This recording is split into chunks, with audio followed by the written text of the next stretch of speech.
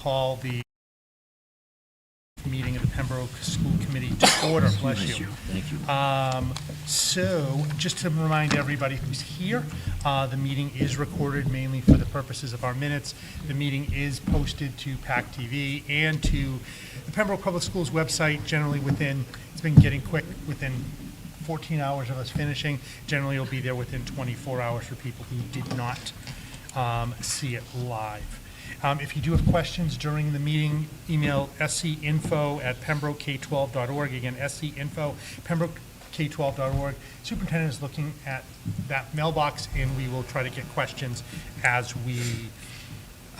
they come up. And if we've moved on, we'll either go back to it or we'll make sure you get an answer relatively quickly. So we do have a couple of visitors, and we'll set for public comment after the superintendent's report, which is kind of how we've been doing it. No adjustments to the agenda, and there are no communications here. Bill schedules have been circulated, and why don't we move first? I'm actually going to skip over number 6 for right now and go right into the superintendent's report, because we're going to do a discussion on fees. And we have, you're messing me up. We have Kaylee Walker here. We've had a couple good conversations with her and a few of her classmates. Or schoolmates, because they're in different classes, about fees at the high school, and you are representing a group. So, Kaylee, you can either do one or two things. You can either join us up here, or you can speak to there, whichever is easiest for you. And we're going to have a quick conversation. I'll introduce what we've talked about with you, and then we will go into a discussion and have you talk what we've been talking about. Does that make sense? Okay. For the rest of the committee and for the people watching home, you can go. After the fee process at the high school, some students raised concerns with the administration at the school. Superintendent and I have met a couple of times with the group, heard their concerns, definitely came back with a couple things that we want to talk about here and bring back some thoughts as far as what we can do. So we wanted to bring that to this group, but before we go into that part, I'm going to let Kaylee speak to us. And remember, we're not scary. Relax. She's got this. Hi, so my name is Kaylee Walker. I'm currently a senior at the high school. So I've been in this game for a little while. A few of you guys, I recognize most of you. If you guys might recognize me, I was the girl who spoke on the hybrid model last year. So I'm back. Surprise. And I just wanted to let you know a bunch of my concerns with the club fees, kind of what we've been talking about, how we've been going about it, because I think it's really important, not just for you guys to hear it, but to hear it from a student who goes through these clubs, who lives through these on the daily, just because I feel like sometimes students aren't always heard. So if you know me, you know I've always got kind of a list going on with me. One of the biggest concerns with the club fee was the fee itself, of course. So being a student is more expensive than it seems. I know a lot of the time it's like, oh, they're kids. They don't really have that much to worry about. They don't pay the bills for their house, stuff like that. But being a student is expensive, especially when you're a high school student. And as somebody who's going through the college application process right now, it only gets more expensive as you go. You have the ACT exam, the SAT, AP exams. I'm taking 3 this year. Last year I took 2, and they are a very heavy bill to pay. You have college application fees. You have, of course, college fees themselves. The list goes on and on. I mean, there's the obvious fees like school supplies, such and such, but there's also the other fees that we already have instated at the high school. For example, the athletics fee, which has been steadily rising from year to year. We have the parking fee, which was brand new this year. Another fee that caught us completely off guard. So we have all these fees just kind of mounting up for each thing that we do at the high school, for college, for everything else, and that's just a lot. It's a lot for us, and it's a lot for our families, and a lot of the times we're the ones expected to pay for it. And then another thing I wanted to bring up was college again, because that's such a big thing, especially when you're in the stage of life like me, like the freshmen, like sophomores, juniors, seniors. We're all leading up to this really big idea of college. And college, I mean, it's been looming over me for 4 years now. I'm finally kind of getting to it. But colleges, they really look at your resume and your transcript. And a really big part of your transcript is extracurricular activities. What sports were you a part of? But just as importantly, what clubs were you a part of? I have been a part of 5 clubs during my time at the high school. I'm a part of 4 this year as of current, including DECA, NHS, Student Council, Latin Club, and Titan TV. Which our nice folks at PAC TV are filming it right now. I work with them. Hi. And these clubs are a lot of fun, and they really help build my resume. Colleges really look at these. For example, I want to go into communications and hopefully something in journalism, so a club like Titan TV is the perfect fit for me. And I don't want a kid exploring their interests to get deterred from that.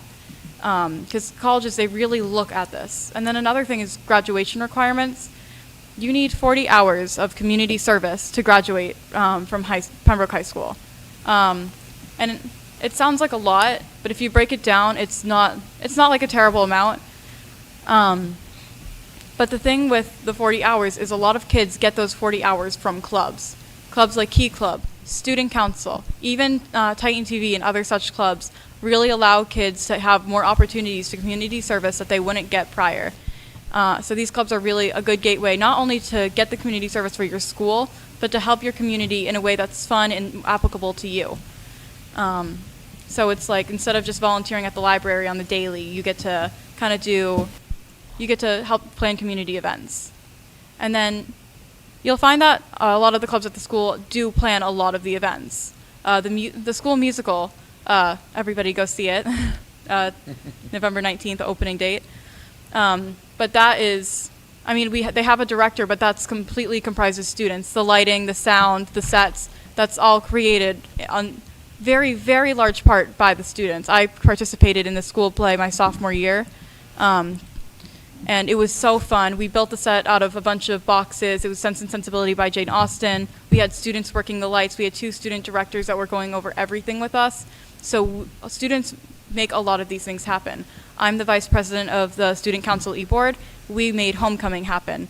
We made the pep rally happen, Spirit Week, and the class student council, class of 2023, I believe it is, they're going to be the ones making prom happen. So all of these fun community events, trunk or treat, there was one held at Hobbenmock, but there was another one, I'm partial to it because I helped plan it.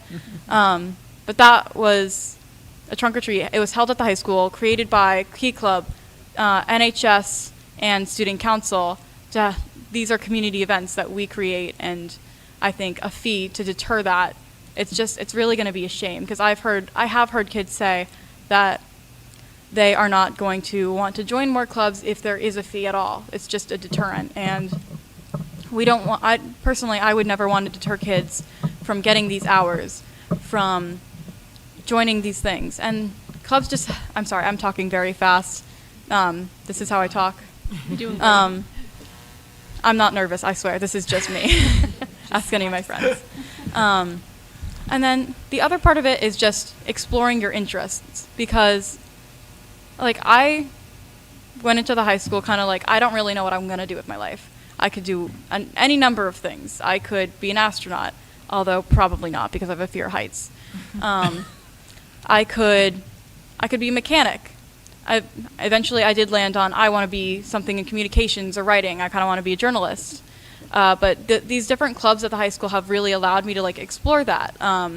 I really like to plan and coordinate things, which I've learned a lot in student council as I've continuously been involved in these events. DECA allowed me to realize that I wanted to maybe minor in business in college because I found it really fun. I really love doing community service, which clubs like NHS have helped me with. Latin Club has allowed me to just explore this old culture, because I'm kind of a history nerd. And Titan TV is really what kind of brought me home to communications is going to be a really cool thing for me to explore. So all these different clubs have allowed me to explore different aspects of myself that I might not have gotten the chance to explore without it.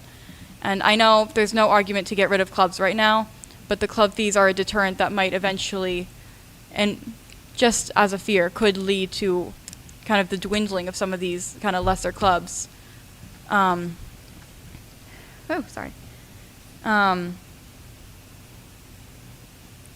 I also do want to note that a lot of these clubs do raise their own funds for themselves. clubs like Student Council, they have their own fundraisers. Homecoming was a huge fundraiser for Student Council. But recently we also had, we've had a few. We had a mini photo session for the class of 2022 that allowed families to get their photos taken. It was really cute. We had a Chipotle night, which brought in a lot of money. So these clubs, they raise their own funds for their own events. And so we obviously don't pay the administrators out of pocket, but we do, we continue the upkeep of our own clubs, so to speak. And I do want to point that out just before continuing my spiel, because I think those are really important points to make, just how impactful these clubs are at the high school, because the clubs just have so many community benefits because they give kids a place to be. They give kids a place to learn, to explore. I've met so many good friends at these clubs that I would not have met otherwise. Like Student Council is such a good community. Titan TV, right before quarantine, we had all gotten together. We were going to make a mini film for a contest, and unfortunately it never got finished due to quarantine, among, I'm sure, many other projects. But these clubs have just, these clubs are a way for kids to make new friends, to feel safe in themselves. So now that I've gone over why these clubs are so important, I'm going to go over just one complaint I really have that I think should be said about this club fee, and I think it's really just the lack of notice that came with it, because and I'm sure it's just one of those things that slipped through the cracks. Last year was a crazy year. We were examining how we're going back in full time, how is this pandemic going to go around, and so I completely understand that this is something that might have slipped through the cracks, but the kids did not know about this fee until I think it was late September of this year, a month after school had already started, and that means several months after many kids had already gotten leadership positions in these clubs, joined the musical, gotten their parts, and agreed to it. For example, I was elected Vice President of Student Council, Consul of Latin Club, which is co-president. I had already agreed to join NHS, which is kind of like a you're in for life type of club. I had already joined all of these clubs in the previous year without knowing that there would be any sort of strings attached. All the kids in the musical, they auditioned, I think it was the first couple of days in September, and they had no idea that the club fee was going to be a thing until rehearsals were already way underway. So I would just like to point that out there, that in the future, if these club fees are to continue, especially if the price ever gets raised, we just need to give these kids notice, because we were all blissfully ignorant of the fact that we'd have to pay for these clubs. And while elections were already going on, clubs were already going on, we thought we found something, and now some kids might feel the need to back out, because I know that the fee waiver is going to be very liberal and lenient for the kids who need it, but it's one of those things that if you're going to have to pay money for something, you do want to know in advance. So I just did want to put that out there. And I do understand it must have fell through the cracks, as many things did in the pandemic frenzy that we've all been through the past year and a half. But I do think it should be noted that this is what happened, and we got to make sure that it doesn't happen again. Now, with all of that being said, in what seems like one breath, I do also want to talk about the progress we've made with possible clubs that we could consider not having fees for. Now, we came up with a list of 3 clubs that, in various talks where we talked through the budget, and I understand that we are a little tight on money, and there's obviously not much we can do about that other than kind of make some sacrifices and work around it. And I do hope in the future, at least, there can be another way.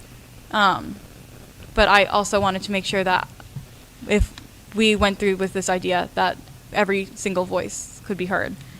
But we did come up with a list of 3 clubs that we believe should not be given the fee. So one of these clubs is DECA, which is the business club at the high school. It's an international organization, and the reason we bring this one up is because you already pay to join DECA, and you're never going to believe what the fee is, $25.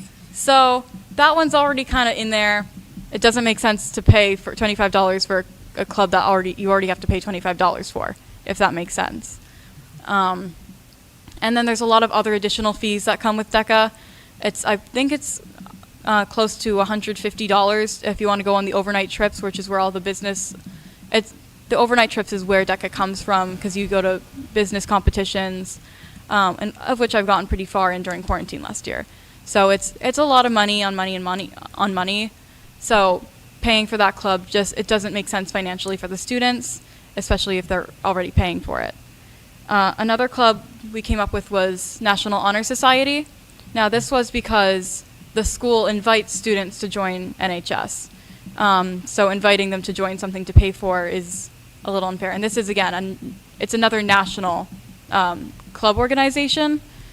So just in the long run, that one doesn't quite make as much sense. And then the third one is one that we should take very seriously, and that's SAGA, which is Sexuality and Gender Alliance. SAGA for short. It's easier to pronounce.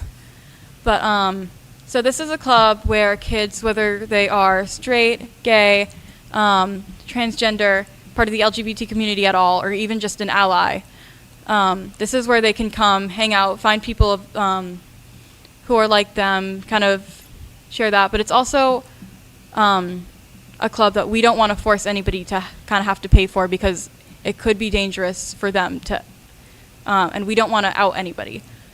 So say a kid was not out to their parents and they had to ask for the $25 to join SAGA. That could raise a lot of questions, and if that person's parents are not necessarily accepting, that could put the student potentially in harm or in an uncomfortable situation. But either way, the act of outing a student via making them pay for a club is not something I believe that we should be forcing any kid to do. I personally don't believe it's very ethical. So that is why that club is on the list. Now, those are the 3 clubs that we came up with. I think those are all very fair concessions to make, just as one of them you already have to pay for, second, the school lets you in, and third, it's just entirely uncomfortable to make a kid out themselves in order to join a club, just in any respect of the form. And the last thing I do want to say is I don't believe we agreed in the meetings. I just figured I'd sneak it in while I'm up here. You guys can entertain it how you will. And I know I did mention it in the meetings, so I hopefully it doesn't come to blindsiding you.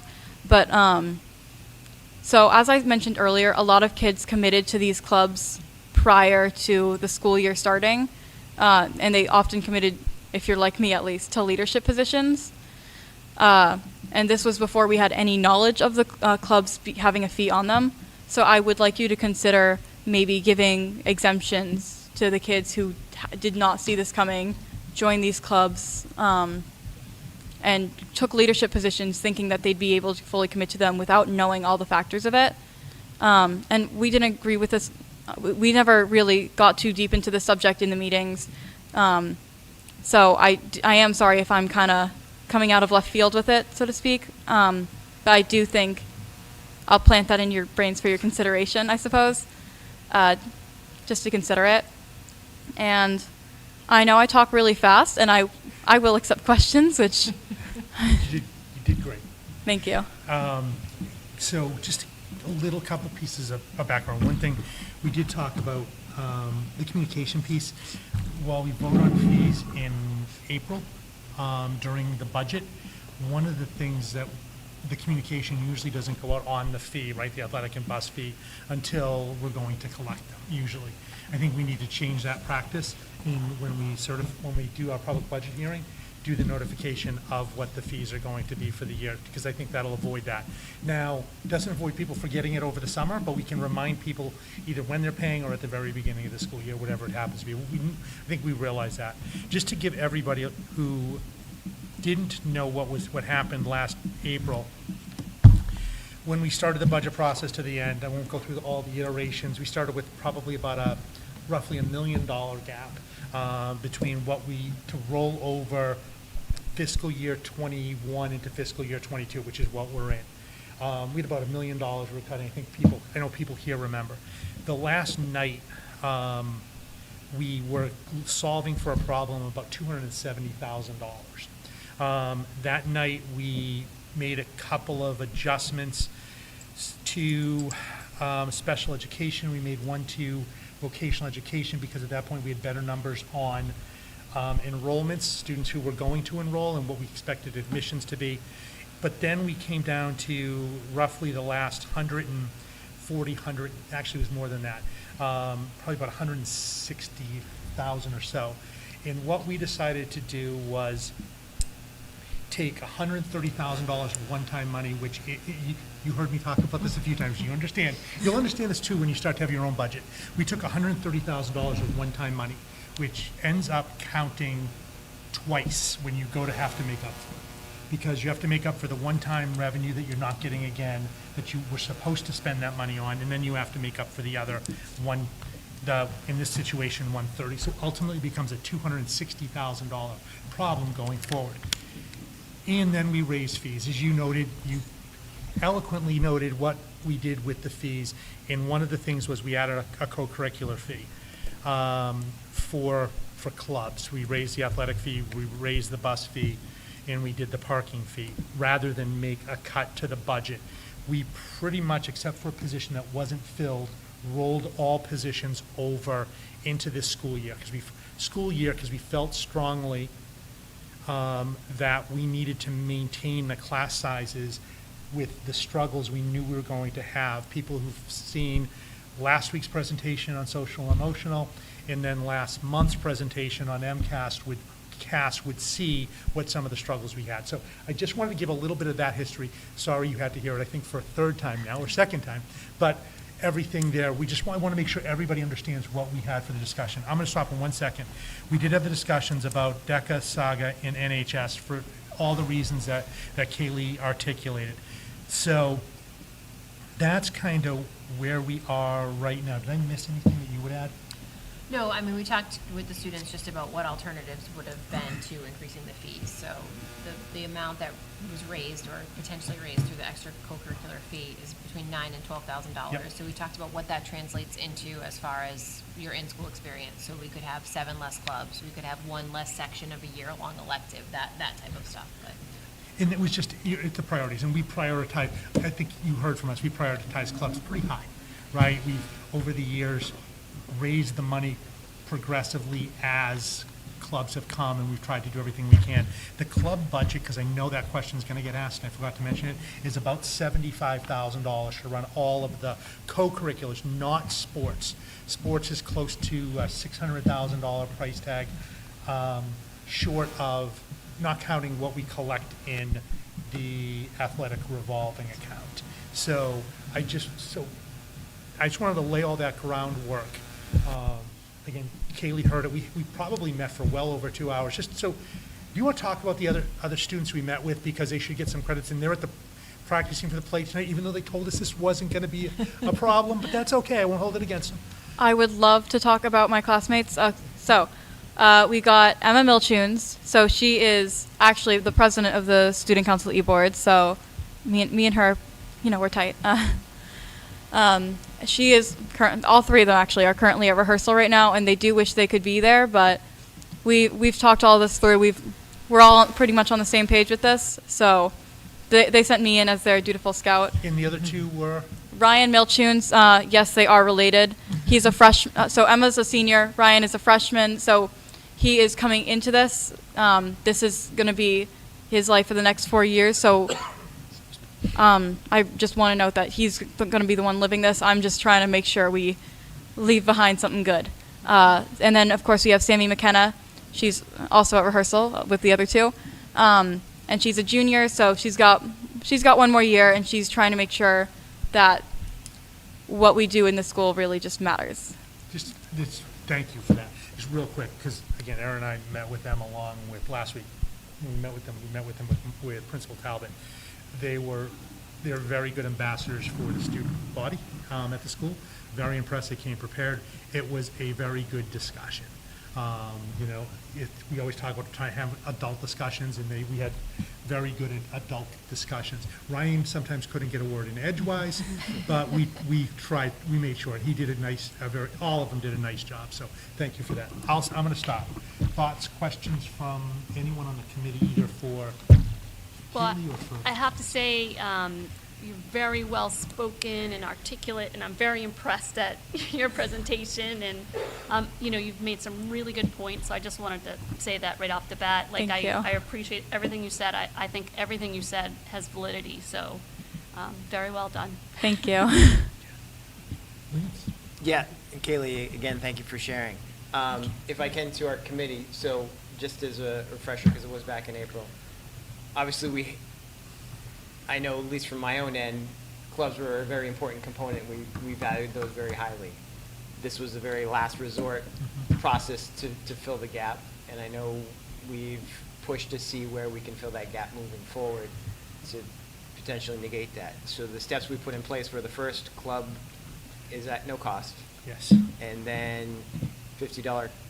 No, this was, Did we we talked about. did we put a cap on it? So here's what happened, because even when we met the first time, I think not, both sides, both groups, There- neither one, everybody had a different opinion, There because it was- got communicated poorly. There was a lot of I can clarify this from a student's perspective. All of the students thought that, there were some students that thought you had to pay $25 per club after the first one. There were some students that thought you had to pay that 50, if you did like 2 extra clubs, you had to pay $50, but if you did 3 extra clubs, it stays at 50. But basically, nobody thought, oh, if I'm an only child and I do 2 plus if I do 3 clubs, I have to pay 25. So that was a huge miscommunication. I don't know if it's the way it worded or if it was the way it was read, but that got incredibly lost in translation, which I think it did not help anything. Sure. So to that end, what is the What is accurate- Do- So You want to try to make sure we communicated it to you well. What's the fee? $700. No. It I is. thought you were afraid. So first club, free trial club, so to speak. And then second club, $25. Third club, it stays at $25. So no matter how many clubs one kid joins, it's $25. So if my brother decided to join a club, though, and he did 2 clubs, that's $50 between us. And then I don't have a sister or any other sibling other than me and my brother. But if I did, and they decided to join a couple clubs too, that would stay at $50. So it's a $50 family cap. But if you're, say, an only child and you do 2 or more clubs, it's only $25. Correct. Yeah, it's $25 for up to 2 clubs, $50 family max. If you did 5 clubs and your brother did 1, it would only be $25 for your family. So I know it's a little bit confusing, and because we sat across and we're like, hold on, that's not what it was. It was Ryan who brought the question up. So it's $25 for the second club, Right.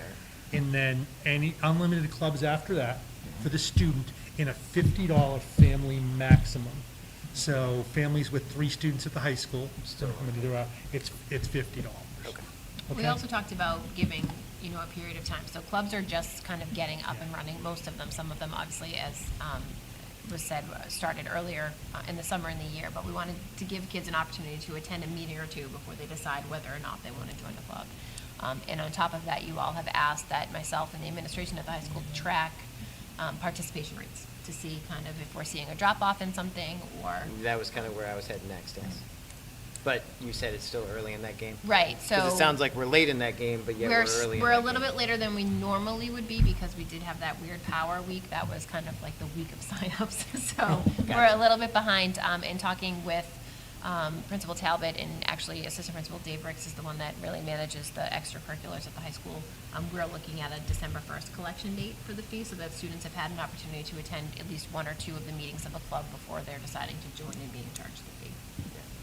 Okay. And then to the exemptions, I think that's always a challenge and a slippery slope when you get into that, and favoritism, and which direction do you go with that? So I would lean towards not that either. We work towards a policy that's more universal, or something to that end. I think it's a challenge, and I understand all your arguments for those 3 clubs, and I would also lean towards any other volunteer clubs, like the Key Club and some of those other ones you shared, because there's those values. So where do we draw that line if that goes and then it just keeps going? So I would just be concerned with that. But outside of that, know that we definitely support, and that's been our conversation, that we know that clubs are the lifeblood of after school. I too have a senior, so Oh, yeah, We're going through all those college things as well. Abby's in my English class, actually. Nice. David, do you have anything to add or questions? Honestly, no, I think Lance, you stole a lot of my thunder there, pal. I was very impressed by that. The one thing I would probably just say was kind of glossed over was the parking fee situation.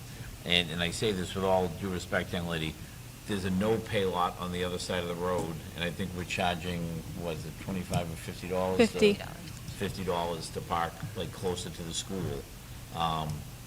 You know, to me, if you don't want to pay it, you know, whatever, it was helping us defray some cost. We basically said, if somebody wants to pay $50, and I say this respectfully, if you want to take the T and you go drive up to Braintree, you have to pay for that parking lot. You went to Boston, you know, I paid $60 to park for one night, last night in Boston.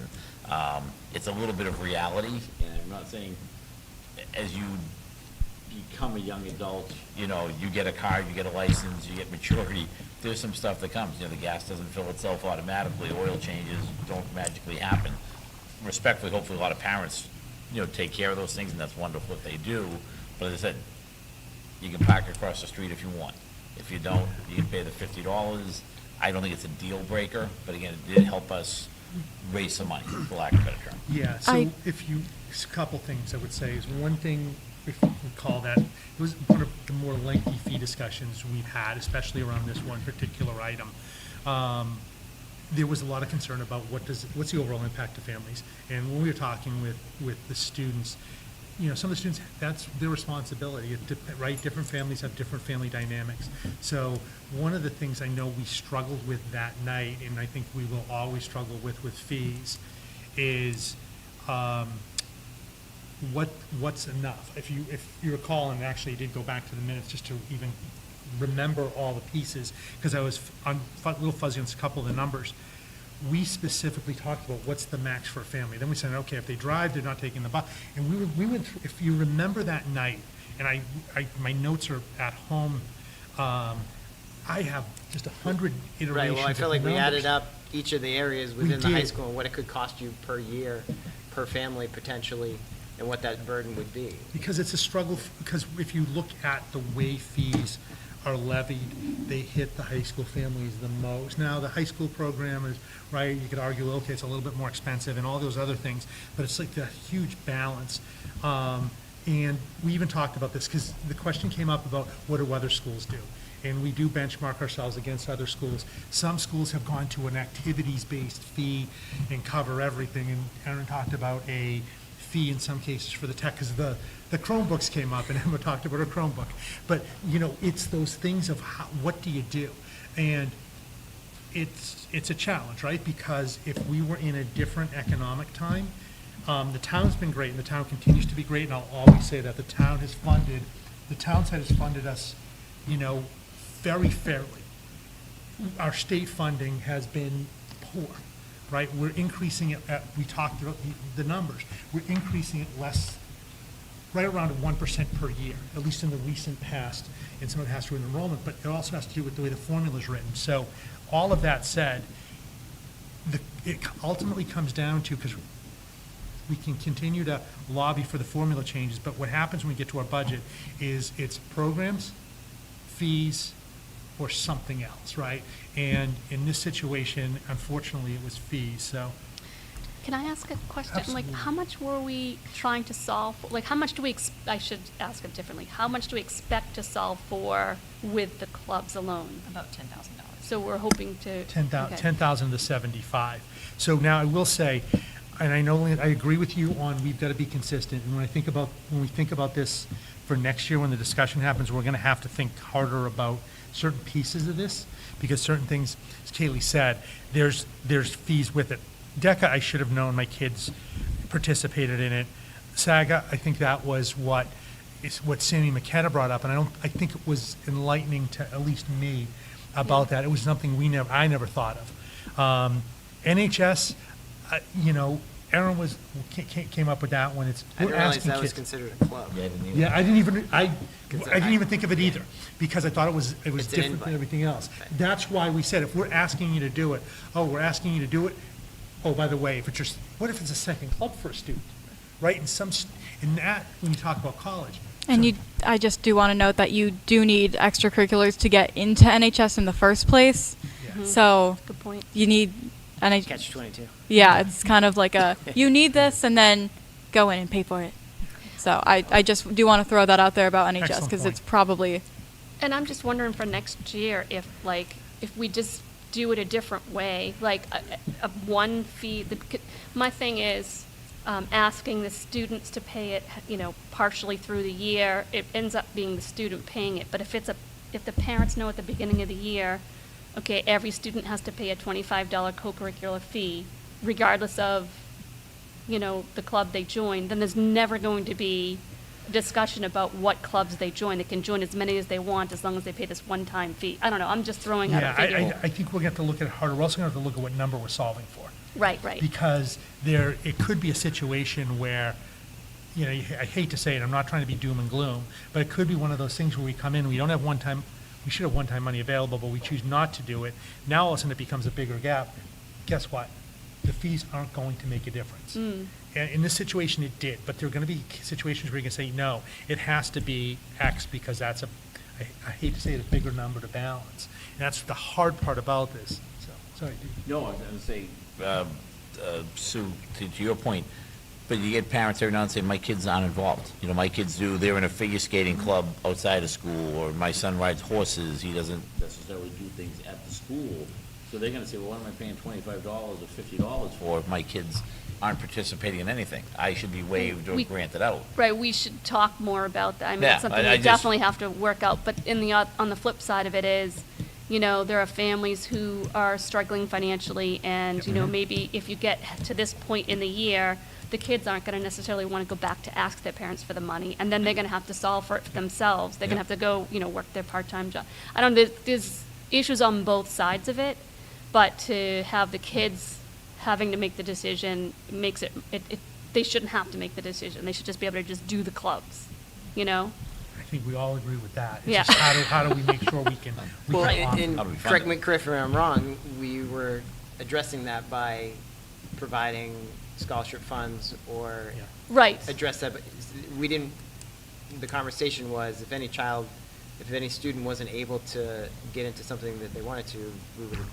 Exactly, look but to to her address point, that. like, there are certain clubs that students may not want to ask their parents for, to Which to is fill why out the first one, you don't have to ask, Right, right? that's true. And so after that, if it's So one you're of an those- NHS member, and then you have to ask your parents if you can join SAGA, because you don't have the money. Or you join Saga and then you ask for the money for National Honor I Society. suppose, but yeah. the it's question still with that would be, what's your other club? Yeah, exactly. And that's the concern. It's like if No, you do yeah. maybe 3 or 4 clubs, you might be able to get away with it. But if you only do, say, let's go with, oh my God, the Mathletes. Spanish club. Mathletes. Yeah, well, if you do mathletes and then you decide, oh, I also want to do Saga, and you only do those 2 clubs, then It gets- that Yeah. puts you in a kind of a dangerous situation, especially if your parents aren't necessarily accepting of different sexualities and genders. And that's the big concern there. And we don't want to put any students in a place where they could feel very uncomfortable,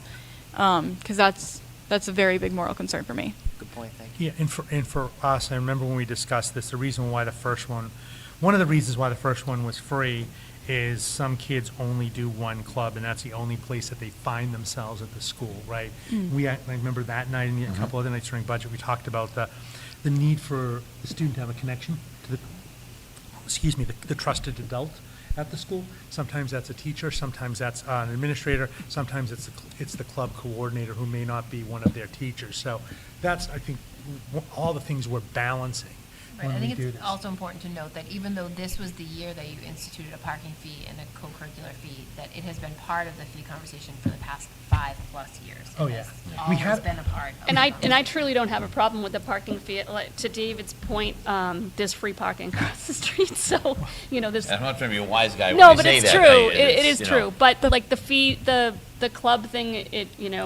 I Oh, feel it's like it affects the students, and that's the last thing we want. The parking fee was another thing which was always considered a free senior privilege. And then just telling them last minute, that was another communication thing, I think, in large Yeah. part for the students. So, and I know that's already being worked out, but that was the really big concern. I was just noting that as another potential fee that adds up, especially for a lot of students. Yeah. Not necessarily as, this is the big thing, but this is a thing. And I understand that it's kind of, it's a reality that we all pay for our cars, pay for our parking, gas, oil, all of that. And car fees, it's not our big concern, especially not at this point in the year where most of us have already paid it. It's just, it just adds another, it's just another fee, and there's already a bus fee.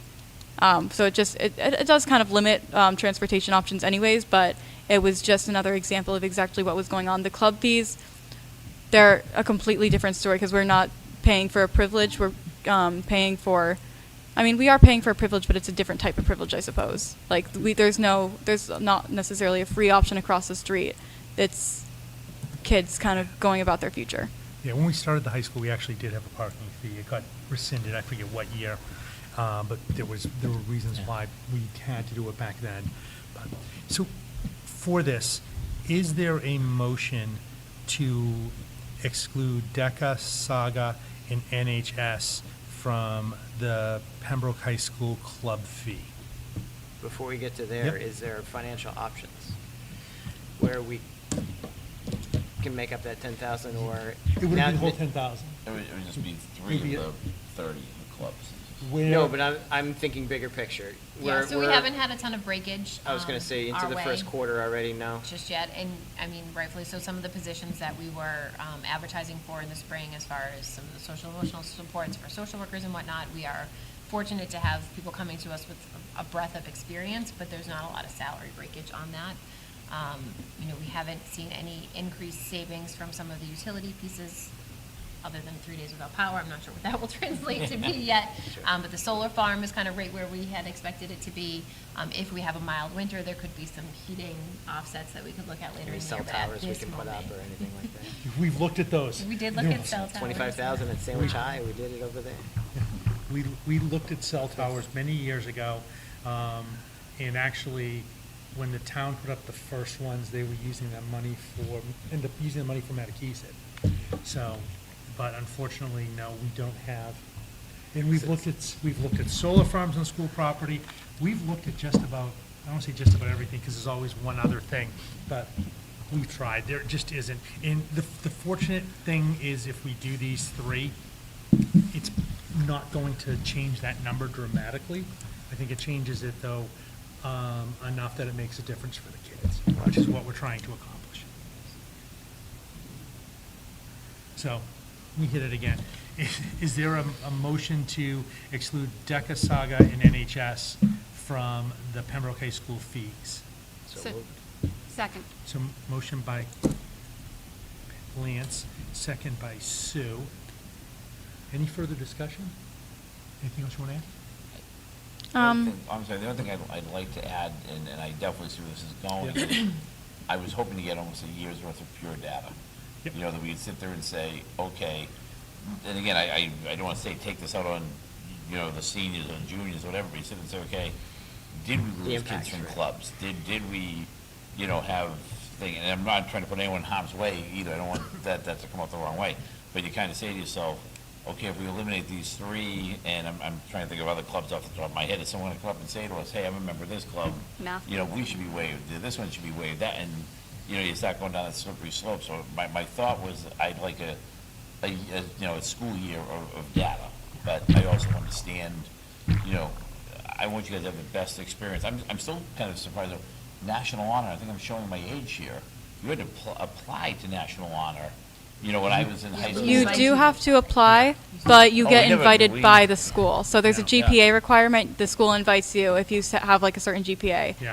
So that's the thing with it. And I actually would like to add a little something just off of what you said, Mr. Boyle. Yeah. I could make an argument for every single club at this high school onto why we should not put a fee on them. I could stand here all night. We could be here till 1 a.m. in the morning, even longer, because I could make an argument for every single club at this high school. And honestly, if you let me, I would. But I know that this is a situation that we're a little tight on money. And while I really do want to make an argument for every single club at this high school, because every single club is so important to every single student there, every single choir, every single language club. We got a new chess club that seems so cool. Titan TV, which gives us our news. Every single club at that high school has so much value to the community, to everything it does. Key Club, Student Council. I believe somebody's trying to start up a book club. Every single club has value to at least one student, and that says so much about our school community. But I didn't come here to give you guys a lecture on that because I know you already know. And I mean, I know this because I've lived through these clubs. I've seen so many kids enjoy their times there. But instead, I came up here to make an argument onto why, one, clubs as a whole, not individual ones necessarily, but clubs as a whole, is such an important staple of not just our high school, but of the Pembroke community as a whole. Two, that these 3 clubs in particular should be excluded because for very specific reasons that don't necessarily do apply to other clubs. And 3, to just in the future, if we can find alternative ways to consider them and maybe consider repealing this club fee, even if it can't be this year, because I understand that it most definitely won't be, but in the years to come, to just consider that these clubs are so important, and that if we do find another option that helps us make up that budget deficit in the coming years, that we should consider it. So these 3 clubs, I know we're supposed to, you guys want to monitor how much it drops from year to year, but these 3 clubs should be the exception for so many reasons. But one, if we're making kids pay for a club they already have to pay for, that seems counterproductive to me, because the kids are already paying so much money for DECA. 2, if inviting a kid to pay money for a club for NHS, again, that doesn't seem totally fair to me, but that's my own thing, and because the school's inviting these kids to it. And 3, Saga, that is a club where kids are meant to go to feel safe, to feel heard, and a lot of kids who are in that club, they might not be out to their parents yet, they might not even be out to some of their friends yet, and to put them in the position of having to say to their parent or guardian or whoever takes care of them or whoever might write that check to say, hey, listen, I'm in this club that you might not necessarily agree with, or I wasn't ready to share this part of my life with you. I think that's putting a kid in a very uncomfortable and honestly quite possibly dangerous situation. So I'm not going to stand up here and make the argument for why every single club should be excluded for club fees. And if you give me an opportunity, like I said, 100% I will, and we could be here all night because every club has so much value to these students. They have so much, if you can't tell, they have so much value to me. But I'm not going to do that. So I'm going to make the argument that these 3 clubs have very, very specific reasons why they should be excluded.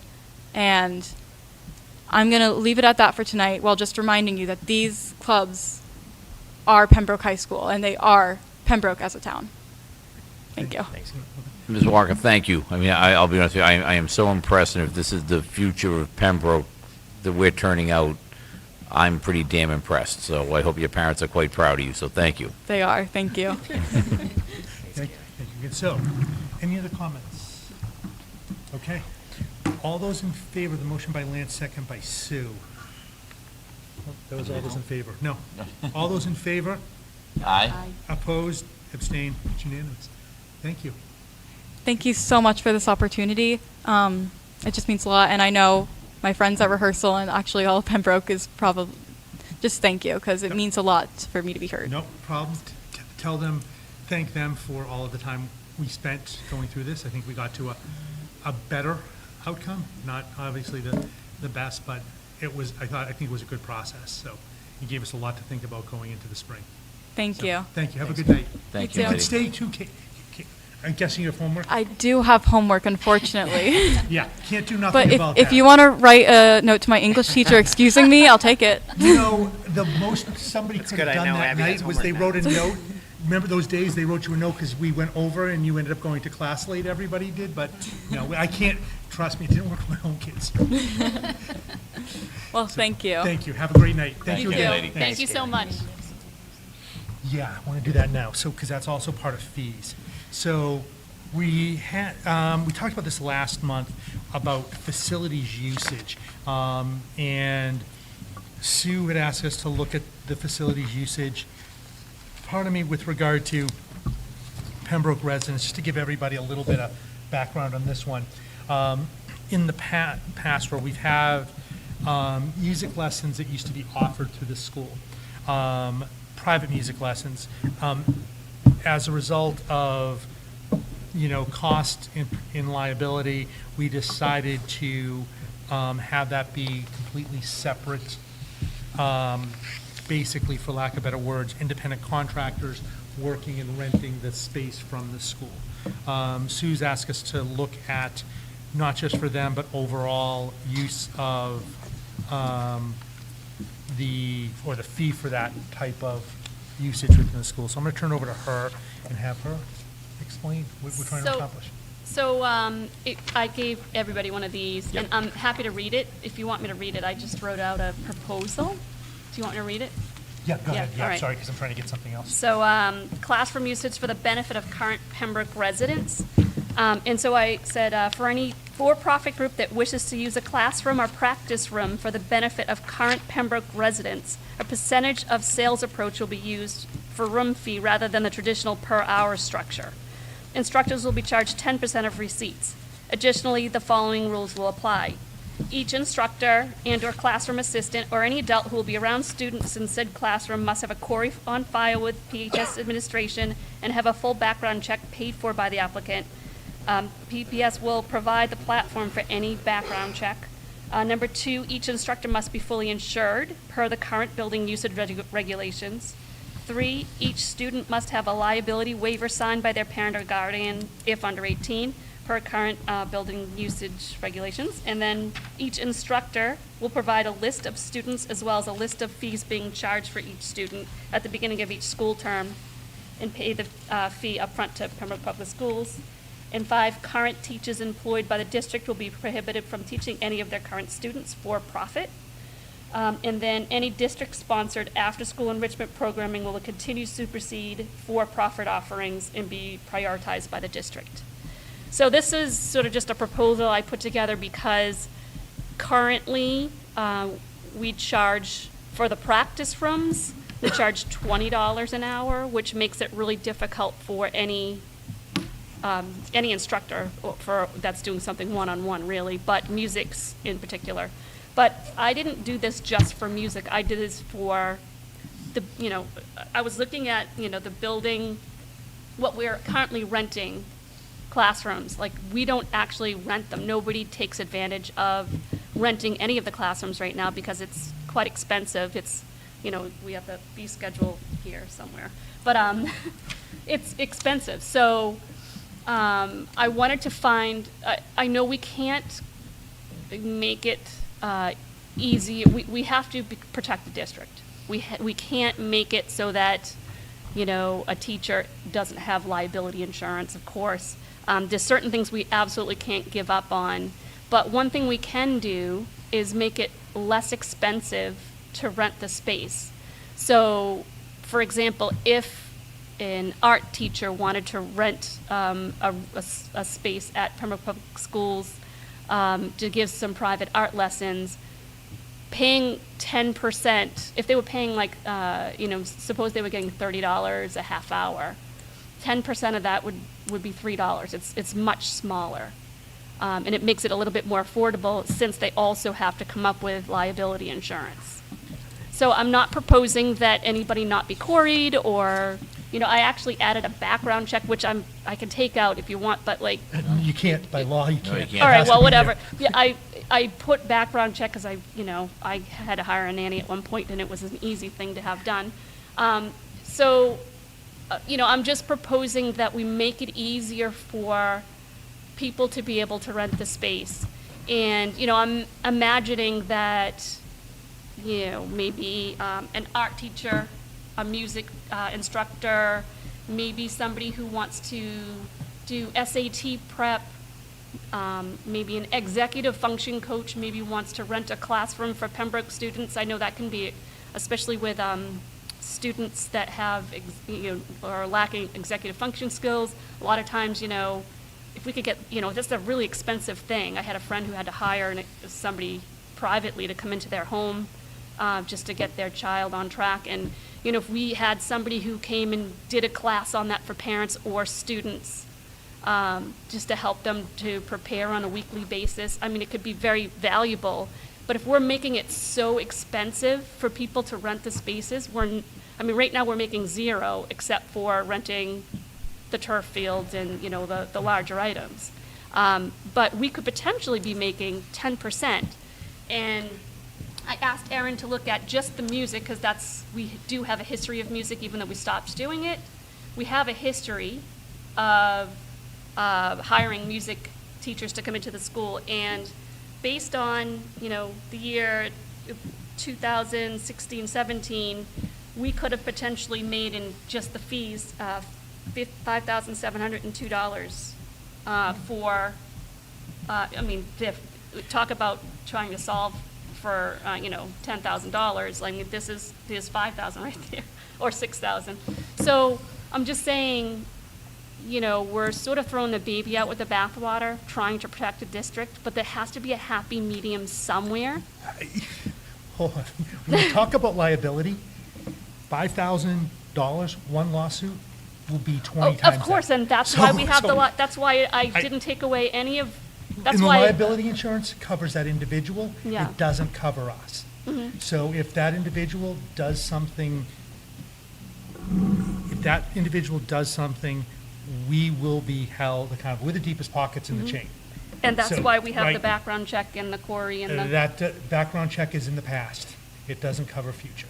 true, but at least it looks at other states, where the It- query doesn't, and, I you know. completely get that, trust me, Yeah. I'm deeply involved in, Yeah. you know, so I just, balancing the liability, right, the cost and benefit is pretty big.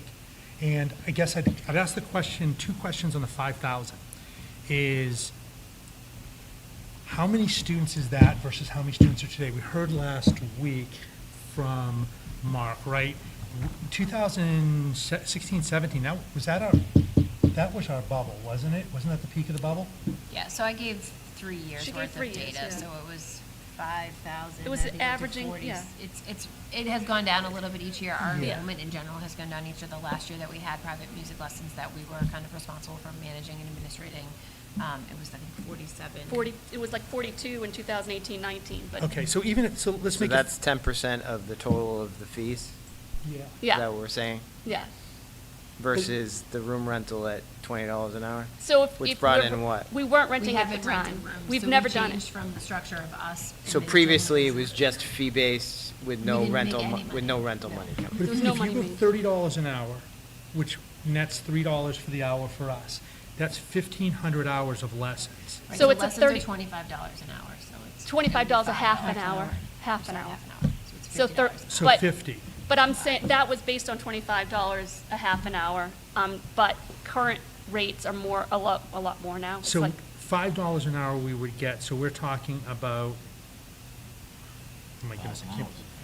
well, that's why I based it on how $1,000. the receipts that we Yeah. had. Roughly, right, I can't believe I Call it can't figure this 1,000 out. roughly, yeah. It's 900 hours.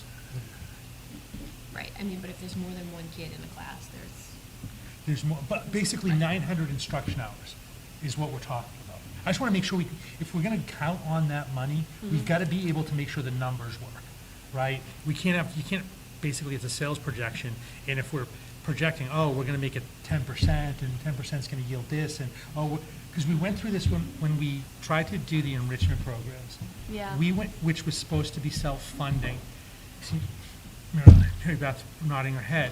We went through and we were pretty aggressive. We thought, okay, we're going to capture this portion of the population, and it's going to fund, and it was across the district, $45,000. And we could do art classes, we could do art, we could do music, we could do reading, we could do all these enrichment classes that were being offered outside. For whatever reason, we found out there wasn't a demand, right? So the one thing I would say, don't get me wrong, I'm not against this, I'm just trying to make sure we protect ourselves and course. we walk in with the right number. Absolutely. I don't think the issue is, I think some of the issue is the cost. I think some of the bigger issue is demand. We've talked about for years, can we do other enrichment programs, even if it's for the community? There's a different model now. There's YouTube for a lot of this stuff, right? There's other virtual, or there's. Certain things can't be YouTube. Certain things so. there can't be, I get that. Music But instruction I is understand, one of but them, that, but- that takes away a lot. So that basically pigeonholes us into the music, right? And I would argue that studying for AP exams, which there is a demand for, because I think my kids would have done it, you know, if there was a tutor to help people around AP exam time, there would absolutely be a demand for that. Okay. Also, I don't know the answer to this, but when we did the enrichment program, did we run the music lessons through the enrichment? run that, no, we So that ran didn't even everything. include any of the, No, it was But more this like is fi- chess club and archery and drama kids Yeah. and all Right. of that. But this is 5,000, that was a $45,000 position to do. Exactly, and I'm not proposing that, but I'm wondering, you know, like maybe if it's a more academic, strictly based on a survey of the needs of the town, or, you know, I don't even know where you would start, like maybe instead of, like, I'm saying just for starters, let's at least reduce the amount that people rent the room for. Because everything else that I'm proposing is exactly the same as it is. The only difference really is changing the fee structure. Right, and number 5, so our policy is that you can't tutor a student that you currently have or will have in the future. You can Okay. You can Yeah, so we tutor a changed that. previous student, but not in the future. So Yeah, just- Yeah. this is obviously a draft, and, you know, I'm looking for feedback, but that's. Can I ask a question? I know you guys have questions, but are you envisioning that we go out and market this, or that we're just adjusting our fee structure and people will come to us? So. You know what I mean? Like, I heard you say AST and SAT and AP. Are you thinking we're gonna seek out instructors and say, have a course here instead of paying? You know what, I haven't even gotten that far. I wanted to make it a possibility first and see what happens. Like, you know, so if people know that they could rent the space for a lot less, they might be willing to do so. Currently, Pembroke really doesn't have anybody offering music lessons, for example, like, you know, because that's one. But, you know, maybe we do that. Maybe this is step 1 in a multi-tier process. Maybe step 1 is reducing the rate and seeing if there's a need, maybe serving the community.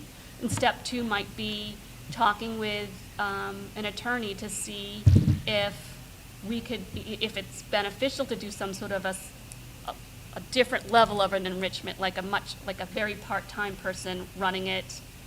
And then, you know, maybe that part-time person can work with town council to create an LLC or something that helps to prevent any of the liability from coming back to the district, you know? So I don't The know. liability's coming back to the district no matter what. Well, if there's an LLC, Doesn't. you know, I don't know. We can't be an LLC, we're a municipality.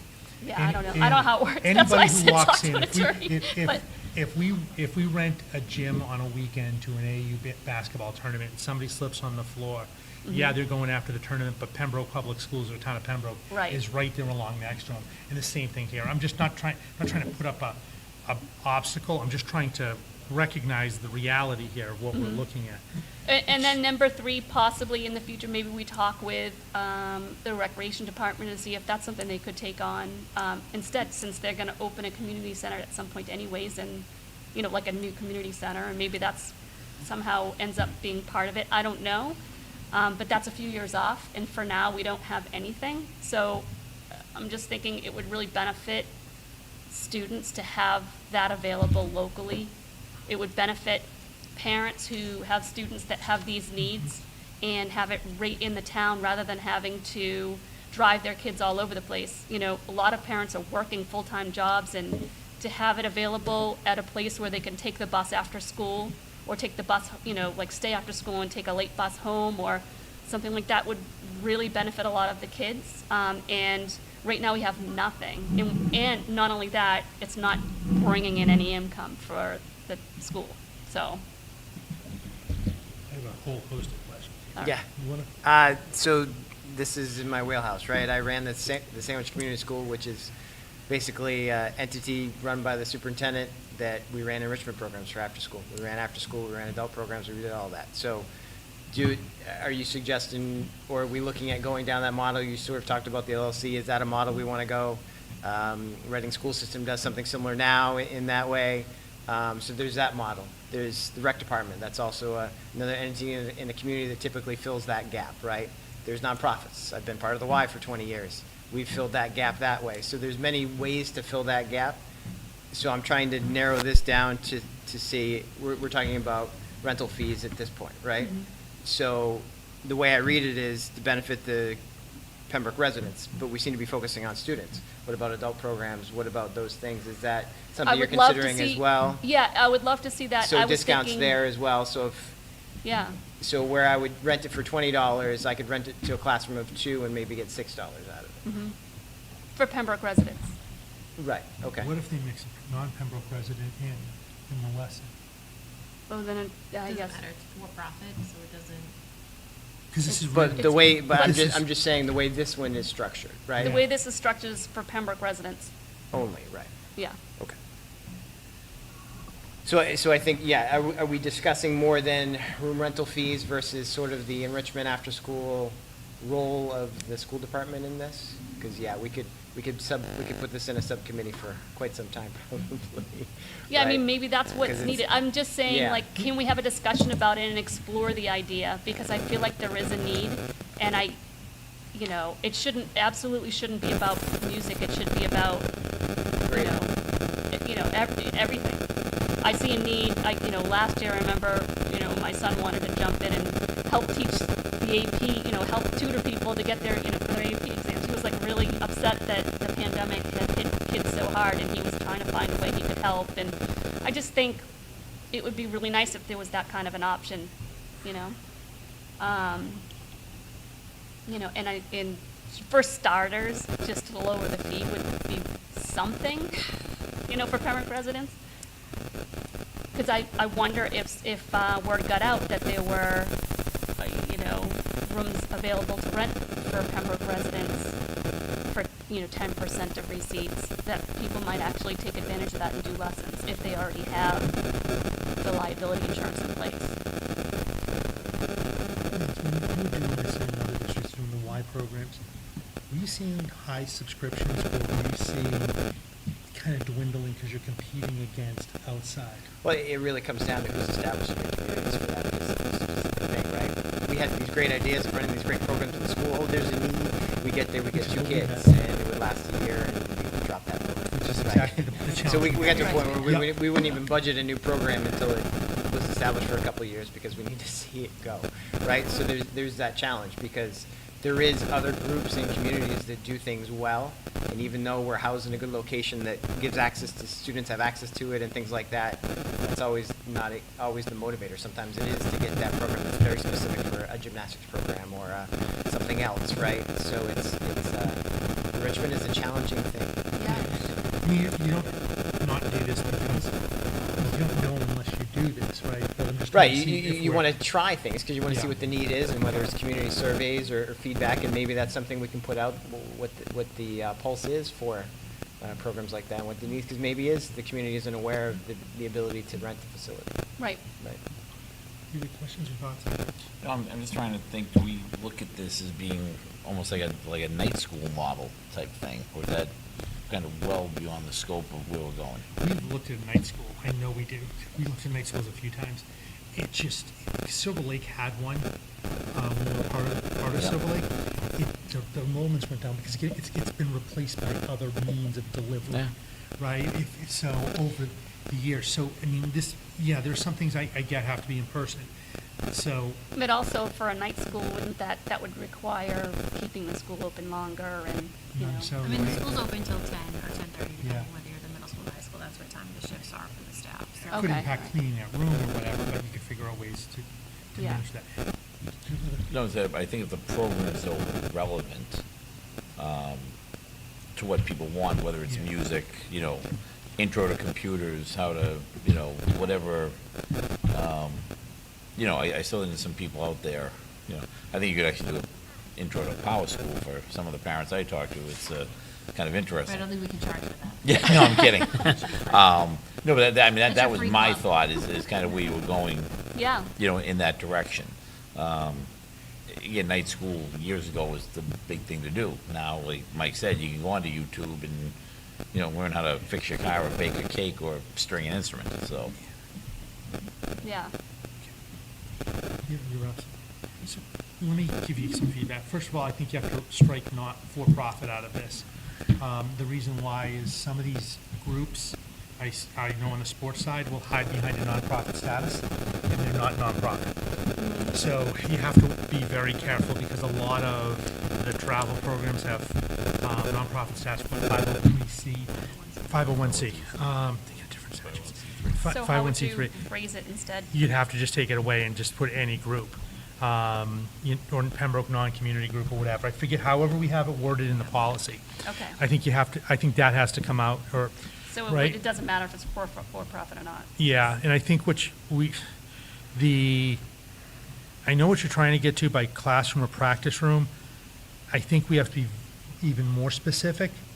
The reason why is there's certain spaces in there that could be considered a practice room, and next thing you know, we are having dance programs in there who might say they have more than whatever Pembroke students or whatever, and we end up in a situation, maybe there's a way, the way the policy's written, maybe it gets applied to certain spaces, right? Your facilities usage, yeah, right? I think what you may want to do is define which ones, right, that you want to apply it to. I do think you need to figure out something about non-Pembroke residents, because if you're bringing in an instructor, they're probably going to try to bring in, if they're a specialized instructor, to maximize their revenue, they're going to bring in potentially bring in non-Pembroke kids. Yeah. Or non-Pembroke residents. That would be one of the things. I'd have a question on number 1. I know the law is everyone who participates in an activity in a school building, think youth basketball, which is over in the gym, they have to query their people, and they have to tell us their people are queried. If we do the query, does that hold us to a different standard than if the group does and certifies? No, so we run the query for some of our vendors. We do, okay, that's fine. It's the background check piece that would be difficult for Well, if we gave them a link to a company, this is who you go through, and then the company does it, they pay it themselves. From what I remember, That's pretty pricey, though.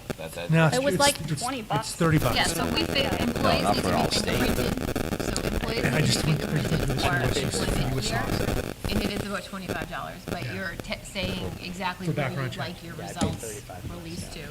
Yeah, I just had to do this the other night for US Soccer, and I paid $30 online for To query you in 50 states. for query and background check. In 50 states, I say. The Massachusetts They might be, Yeah. they The might be, Massachusetts one costs $100. they might be paying or subsidizing it, I don't know. But I Yeah. can tell you this, all my credit card was hit for was $30. Yeah, no, that's, I'm just worried about capacity, I'm not sure who's managing. Well, that was, Query check. I was gonna get there.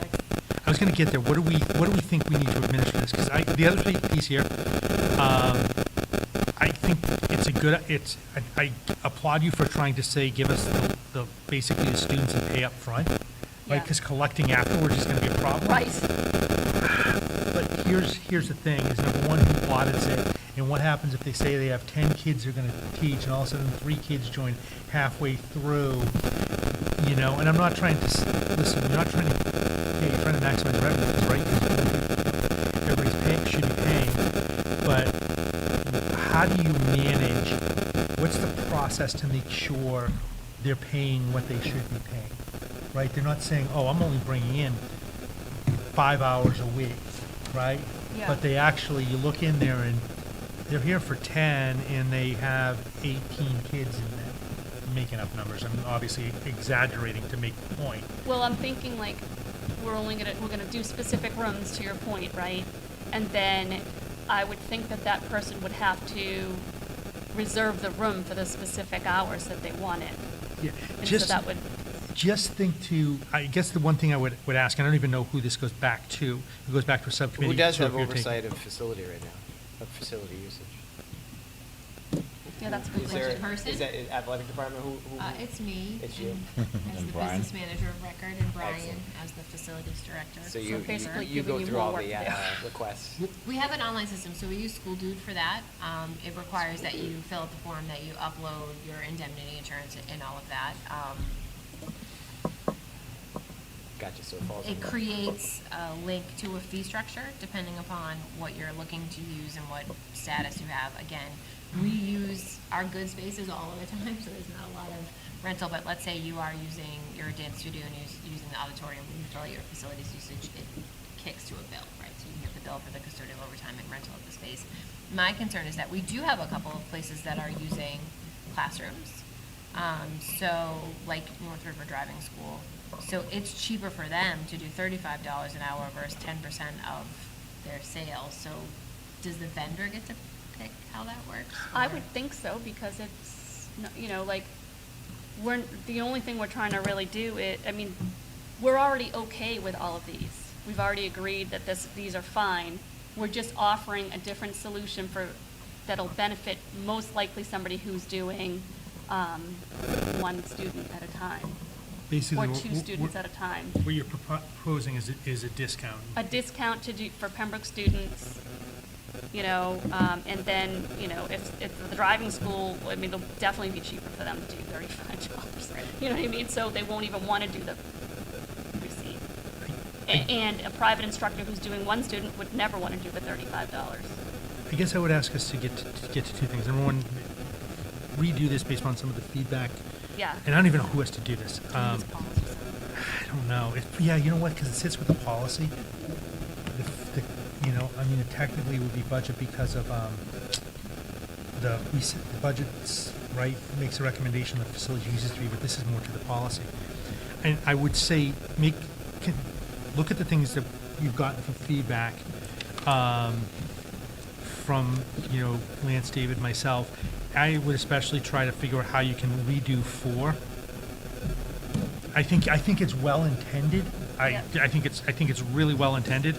It's just I think of the auditing capabilities or auditing Yeah. pieces, and then when you walk through this with policy, is there a way to quantify what this is going to mean when we supervise the space and have to manage the other parts to it?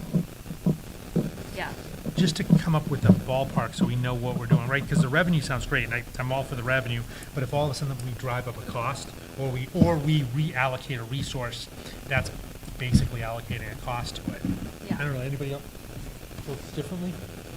No, I mean, I think we should send it back, we said to a subcommittee, let them hammer out some Yeah. Is your details to it. subcommittee policy is even like a... Oh, lucky me. We will, Lance, me and you. That's fine, I'm good with it. So, do you want me to somehow, like, So here's the thing. So you can't come because... I can't Well, hold on a Right, second. I'm exactly. gonna ask that question. Well, who's the alternate? Sue, I'm the alternate? so what I would ask is of the 2 policy committee members, Lance and David, so that we avoid a quorum at a policy subcommittee meeting, figure out who's going to be there, so Sue as the alternate can take one of your spots. And just deal with this one. I figured one of you would jump to it. David, you're on. No, I think, let's put it this way. I like what you're trying to do. It's just right, we have to protect the district. Because we're Absolutely. the deepest pockets in all this stuff. Yeah. And then on the same side, we also have to make sure it doesn't create more work and cost. I mean, hey, the revenue would be great. I want to make, I've been around sales projections most of my professional career. I want to make sure the sales projection is right, because we make budget decisions. Yeah. Right, when we make budget decisions on the fees, Yeah. if they don't hold true, then we're not scrambling, but that's when we're dealing. Is that fair? Yeah. Is that fair? Yep. We Absolutely. all good with this? Okay, good. So that gets us through the discussion of fees. Thank you. You're welcome. No, thank you. Thank you, for nice doing all work. this work. If there's any questions, well, there's none in the box. No, Bob, so are there questions about any of the fee pieces? Sure, go ahead. Absolutely. I just want to say thank you. I'm so glad that you discussed this tonight because it was on my mind this week. And because I was saying I wish Pembroke had things, because when I was growing up, we had a catalog that was provided by the Braintree school systems that we could choose from. That's how I learned how to type. And also, I go outside of town for math support for my kids all the time and spend a lot of money, and I'd be happy to spend it here. And I also would like extra options available for music improvement, enrichment. Be happy to spend that as well here. So thank you for bringing that forward and making it a one-on-one tutoring or a musician music lesson, again, that person's not going to offer them if it's $30 for the lesson and you got to pay $30 for the room. It's not going to, doesn't work. So thank you. I really am glad to hear this discussion happening. Thanks for your feedback. Thank you. Yeah, I think we want this to work. And the thing of those days of those catalogs, though, that was Silver Lake used to print a newspaper type thing that used to go out. It just, yeah. That's what I did. So unfortunately, we're battling with YouTube, and that's free. So, although I can't follow YouTube. Okay.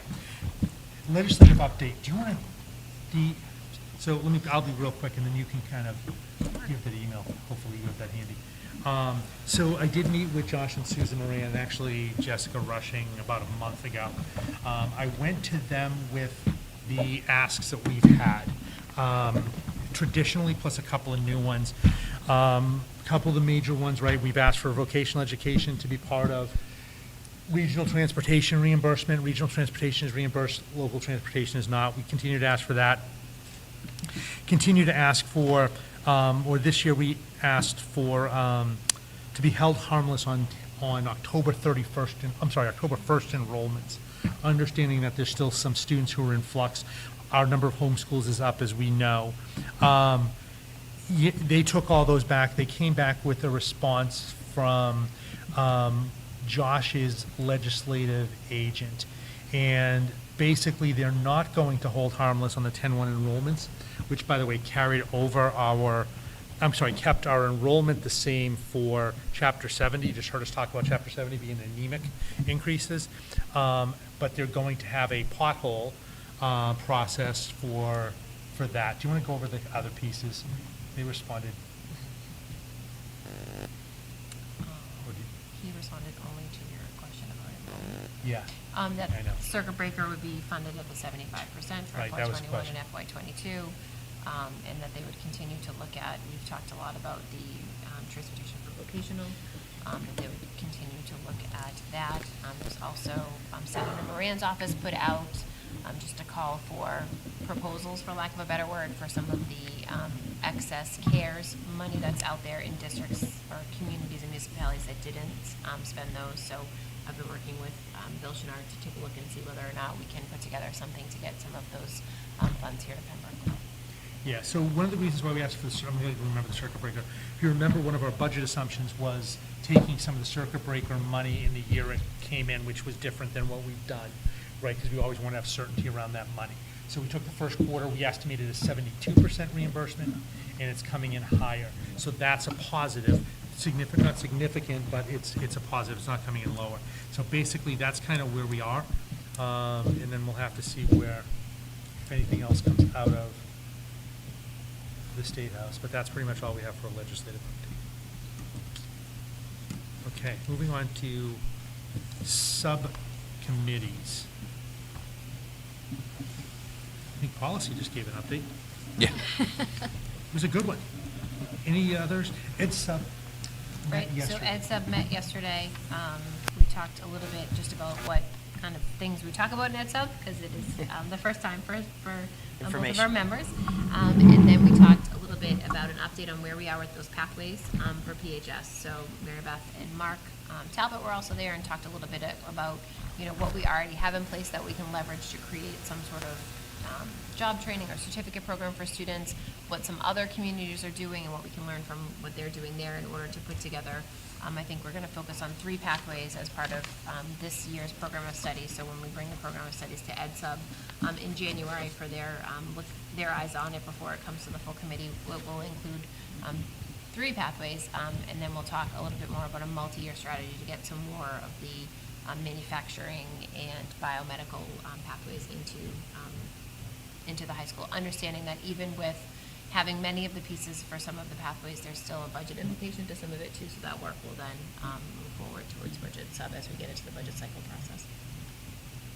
No, yeah, if I can just add, I think it's an exciting opportunity to look at how the district can continue to support students in all different areas of learning, right? And not just traditional learning, what other ways can we help prepare them for life? I mean, that's really what education is about, right? Yeah. And so it's giving them opportunities, giving them ways to sample different things throughout their academic career so that they can see maybe what I might excel in or what I find interesting and have opportunities and what partnerships can we see. I come from a world of partnerships, right? It's the only way you can get things done because resources are limited. So how do we tap into some of the tech schools and utilize some of their spaces or resources to expand our options for students? So it's an exciting opportunity.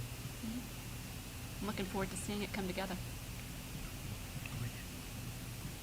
Anything else on that? And Ed sub, Okay. The other ones, just real quick, long-range planning, we're gonna have to meet in December. I'll talk to Susie, and we'll try and get Susie to come up with a date, because we need to talk about where we go with the CPC, now that we got that funding at town meeting, and the Hatch building. When that is, we'll go to, Right, so I've already started talking, I talked with Lisa Cullity a little bit, obviously, as the chair of CPC. the CPC and the health agent in town with some concerns and status of that building.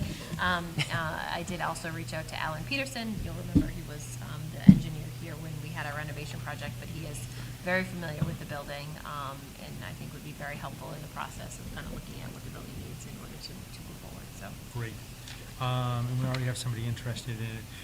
Fiscal strategy budget, we'll start meeting next month. So Sue, get ready, and we'll probably have one meeting in December. We'll start looking at what Right. some of the budget assumptions are. I know we did just give a task to policy sub. There is also something else looming out there, just around vaccine mandates. Obviously, there's nothing that needs to happen right now in the state of Massachusetts, but OSHA does have a emergency standard that requires a vaccine mandate. Massachusetts is not an OSHA community at this time, but in the next 30 to 60 days, we are probably going to need to talk about what it looks like for employees, depending on what comes out of it, so. So are you talking under the federal mandate? Is that, I'm sorry? Yes, yes. Okay, okay. So under the federal mandate, they're saying that Massachusetts, are they saying Massachusetts teachers may be required? I just want to make sure I'm clear. No, so Okay. the wording right now is in workplaces governed by OSHA. There's a push for a vaccination mandate or the option of weekly testing. Got Though it. Massachusetts is not an OSHA state, there's a parallel structure that aligns with OSHA. When there's something is approved by OSHA, it ends up, kind of coming Who- towards.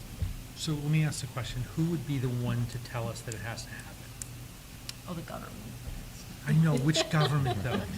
So the state of Massachusetts first, and then our government, and then the town of Pembroke would have to be working towards that as well. That means so through the governor's office or through the select board? Right, so the state of Massachusetts could say that all public sector employees must be vaccinated. Okay. That would So we don't. trump anything that happened at the local level, absent of the state of Massachusetts saying that all public employees need to be vaccinated. The town of Pembroke could say that all public employees need to be vaccinated. There's no conversations like that happening right now that Okay. I'm aware of. So if the state or the town follows the federal mandate, then, School employees are considered town of Pembroke employees. so it has to be one of those two bodies. Got it, okay. We'll do something if we have to. Okay. That's his first subcommittees, right? Yep. Perfect. Okay. Yeah, what, your textbooks next? I was gonna go, there we go, okay. So we have a request to declare as surplus the primary science book from Scott Forsman for 2000 and the primary dictionary from Macmillan McGraw from 1991 to make those surplus from North Pembroke. Is there a motion? Can we use dictionaries? So I just want to remind you guys, when you make it surplus, it doesn't mean we're throwing them out. We offer them as donations, we recycle when we can. We obviously try to sell them back before we come to you and ask them to be surplus. So obviously Scott Forsman is not interested in purchasing back the 20 copies of the 2000 science book that we have because they're no longer using it. But I do understand that dictionaries do continue to have a value. And so However, we they- reach out to the Council on Aging, the library, and to some other centers. However, Some of the words are a bit outdated, but yeah. I think There's some Webster, new words, Webster but- added 200 words this for year. each of you. Webster, I heard Webster added 200, so is there a motion? So moved. Second. Motion by David, second by Lance. Anybody want a dictionary or a 2000 science book, just feel free. They're We in only this have building. 20, Just so grab- it's first come, first served. Well, there's 4 people here, so you all You all can have have 5. All those in favor? They make great holiday gifts. Aye. Aye. Opposed, abstained. I can't even believe we're, oh, do we have an update, just real quick, on any changes in rates at middle school or high school for No, so vaccination? we're hovering right around 70. We put Okay. together the form for staff to go out for them to, at the high school, to self-attest that they are vaccinated. Obviously, it just went out, so we don't have a ton Don't have a of data ton- on that. but- Perfect. Okay.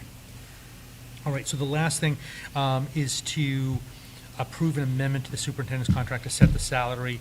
Just so folks here at home don't know, what we did is, prior to fiscal year 20, 5-year contract was signed, however, the salaries for years 2, 3, 4, and 5 weren't set, so we set them every year. It stayed stagnant, it stayed flat from fiscal year 20 to fiscal year 21. In the proposal, is there a motion to approve a salary for fiscal year 22 of $199,330 with the ability to sell 1 vacation week back, understanding that we're not, I mean, it hasn't been used much this year or last year because of this little thing we have COVID. So is there a motion? So moved. Second. So motion by David, second by Sue. Any discussion? All those in favor? Aye. Aye. Opposed, abstained, it's unanimous. Perfect. Okay, before I hit future agenda topics and we get into that, any questions or other comments from the folks here? I'm not going to walk over there and pick up the, if you have any other things you want. Maureen? So quiet. Wow. This Nothing? Really? is- Okay. Thank you. I think. No, okay, so next agenda, we meet in December, we'll meet the first and third Tuesdays as it is.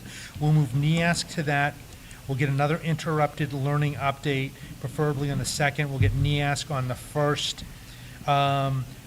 And at that point, do we have anything else from this list we want to add that aren't budget? Do we want to get a technology update at that point, Yes, pre-budget? please. So let's do technology on the first or the third? The first is fine. First, okay. The first is December 7th. The first meeting of December, which is December 7th, December thank you. 7th, and then the So, 21st. just so that everyone, if you're looking at what we'll be talking about, December 7th and December 21 will be the meetings. On December 7th, we will get a NEASC update. And we'll also get a technology update. The 21st, we will get an interrupted learning update. There are a couple other small things that are going to come to you. We Yep. have our first set of overnight field trip requests, obviously for DECA.